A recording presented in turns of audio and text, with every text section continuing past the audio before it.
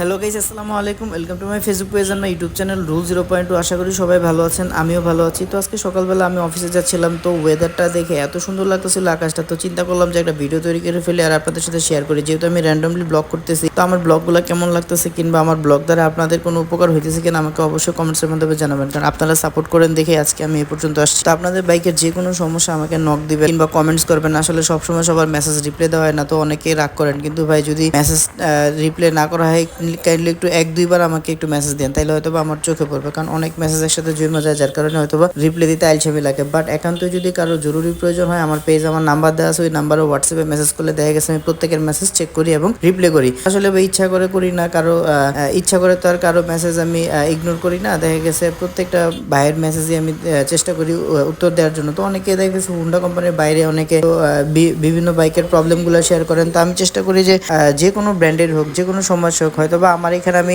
কাজ করাইতে পারবো না, অ্যাটলিস্ট আপনাকে বলতে পারবো কিভাবে কি করতে হবে, কোথায় গেলে সার্ভিসটা করাইতে পারবেন কিংবা এর সমাধান আপনি কিভাবে নিতে পারবেন এবং কোন প্রবলেমের জন্য কোন কাজটা করলে ভালো হবে, অ্যাটলিস্ট আমি সাজেশন আপনাকে দিতে পারবো। তো এই জন্য আসলে হয়তো বা অনেকে আমাকে মেসেজ টেসেজ দেন, এটা আসলে আমি কখনোই বিরক্ত ফিল করি না, কারণ আমার দ্বারা যদি কারো উপকার হয় আমি সবসময় চেষ্টা করি যে মানুষের উপকার করার জন্য, কারণ মানুষের উপকার করলে অ্যাটলিস্ট আর যাই হোক অনেক সোয়াব পাওয়া যায় আল্লাহ প্রদত্ত। তো আসলে এই জিনিসটা আমি খুব হাইলি মেনটেন করি। তো ভাই যাদের মেসেজ আমি রিপ্লাই দিতে পারি না কিংবা রিপ্লাই দেওয়া হয় না, যদিও চেষ্টা করি সবগুলো দেওয়ার জন্য, তো একান্তই যদি কারো মেসেজ রিপ্লাই না দেওয়া হয় আমাকে প্লিজ ক্ষমার দৃষ্টিতে দেখবেন। যেহেতু বাংলা এটা আষাঢ় মাস চলতেছিল, তো আসলে বৃষ্টির কোনো ঠিক ঠিকানা নাই, যে কোনো মুহূর্তে এসে পড়তে পারে। তো আকাশটা এই মুহূর্তে দেখছিলাম খুবই মেঘলা টাইপের, বাট আবার একটু পরে দেখলাম যে মেঘ কেটে গেছে, বাট কিছুক্ষণ যাওয়ার পরই আমি বৃষ্টিতে ভিজে গেছিলাম। আসলে এটা বলা যায় না কখন হুট করে বৃষ্টি চলে আসে। তো এই আষাঢ় মাসে আসলে যারা বাইক ওয়াশ করাবেন বা এই ধরনের চিন্তা ভাবনা আছে, এই একটা মাস অ্যাটলিস্ট ওয়াশ করা থেকে বিরত থাকেন, তা না হলে কিন্তু আপনি ওয়াশ করে কুল পাবেন না। তো দেখা গেছে আর অবশ্যই এই মাসে যারা বাইরে সচরাচর যাতায়াত করতেছেন, তারা আপনারা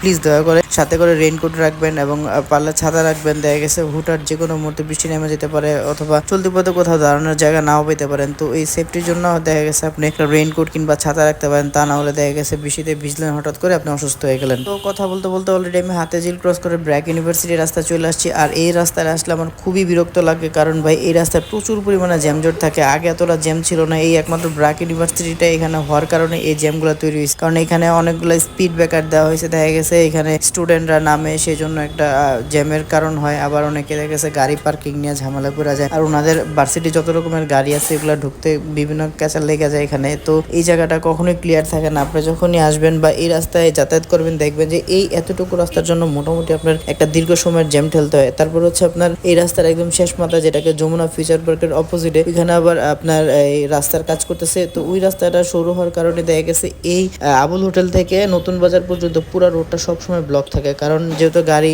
দ্রুত পাস হইতে পারতেছে না এই চিপা রোডের কারণে। তো এই রোডে যারা যাতায়াত করবেন তারা চেষ্টা করবেন যে অন্য কোনো রাস্তা ব্যবহার করার জন্য। যেমন আপনি যদি একটু ভিতর দিয়ে ঢুকে যান প্লাজার পিছনের সাইড দিয়ে, এটাকে লেক পারের রাস্তাটা, ওই রাস্তাটা ব্যবহার করেন, অ্যাটলিস্ট ওই রাস্তা দিয়ে যদি আপনি ঢুকেন তাহলে আপনি শাহজাদপুর দিয়ে বের হয়ে যেতে পারবেন সহজে। তো আর তা না হলে আরেকটা রাস্তা আছে, যদি গুলশান 1-2 হয়ে আপনি যদি আমেরিকান এম্বাসি দিয়ে বেরিয়ে যান, সেক্ষেত্রে দেখা গেছে কিছুটা হলো জ্যাম ঠেলা লাগবে না আপনাকে। বাইক চালানোর সময় অবশ্যই সতর্কতার সাথে বাইক চালাবেন, আপনার জন্য যাতে অন্য কারো ক্ষতিগ্রস্ত না হয় বা অন্য কেউ যাতে আপনার মাধ্যমে ক্ষতি না হয় সেদিকে খেয়াল রাখবেন। আর অবশ্যই নির্দিষ্ট দ্রুত মেনটেন করে বাইক চালাবেন। বারবার ক্লাস ব্যবহার করা থেকে বিরত থাকবেন, কারণ এই ক্লাসের কারণে কিন্তু আপনার বাইকের মাইলেজ খুব ভালোভাবে ড্রপ করে। তো অনেকে এটা বোঝে না, যেমন যতবার আপনি ক্লাস ধরছেন ছাড়ছেন, এর জন্য কিন্তু আপনার তেলের পরিমাণটা কিন্তু খুব বেশি পরিমাণে খরচ হচ্ছে। তো যতটা পারেন ক্লাসের ব্যবহার উঠায় দিবেন প্রয়োজন ছাড়া। ক্লাস মূলত আমরা কোন কারণে ব্যবহার করি? একমাত্র গিয়ার শিফটিং করা, গিয়ার নামানো কিংবা আপনার ইঞ্জিন স্টার্ট বন্ধ হয়ে যাওয়ার আগ মুহূর্তে, এই তিনটা কারণে আমরা ক্লাস ব্যবহার করতে পারি। আদারওয়াইজ কিন্তু ক্লাসের কোনো দরকারই নেই। তো সেক্ষেত্রে দেখা গেছে আপনি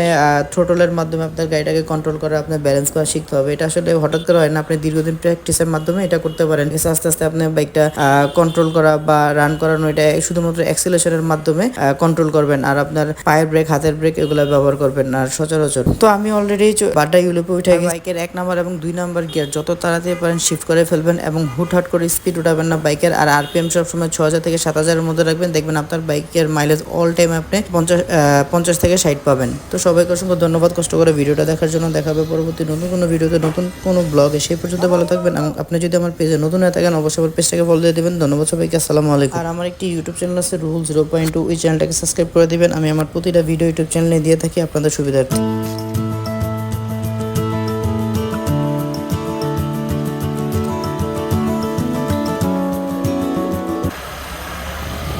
ধন্যবাদ ভাই।